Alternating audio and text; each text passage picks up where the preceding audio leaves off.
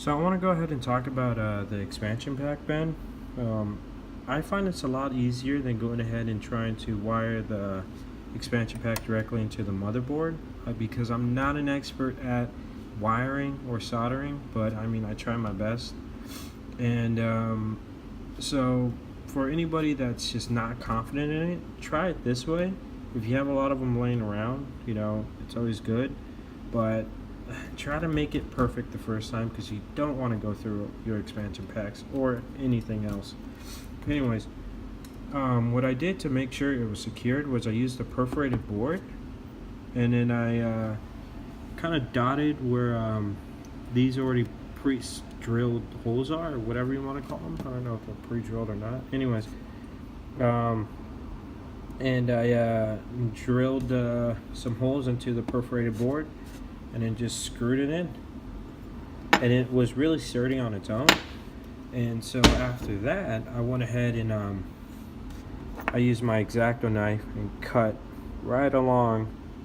If you just follow the Backman and just Google Backman expansion pack bend, and it's like the first image. Click on it and then click on the website, and it will send you there. If anything, I can try to find the link and then put it in the description below.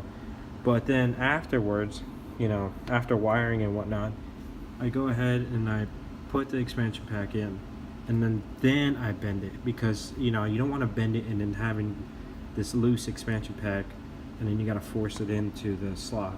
And after I put it in, I bend it, and I slowly bend until I get to the part that I would want.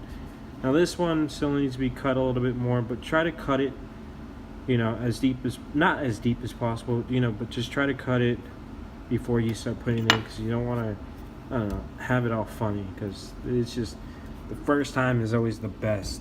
Don't go ahead and try to, don't try to work at it, I guess, I don't know. And another thing that I wanted to talk about was the extreme cut.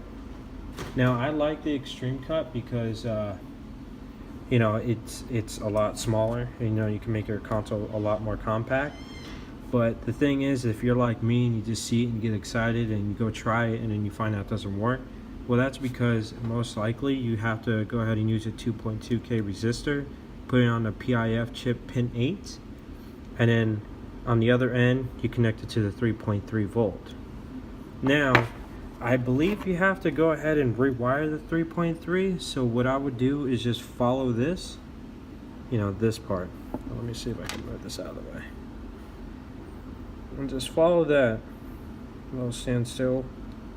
And that should work. It will work, actually, because I've tried it 2 different ways and it worked. This is the for sure way to make it happen. And this is basically just for people that don't know what they're doing but really want to do it. So for all the experienced people, you probably already know all this stuff, but I just want to let you guys know that. All right, thank you.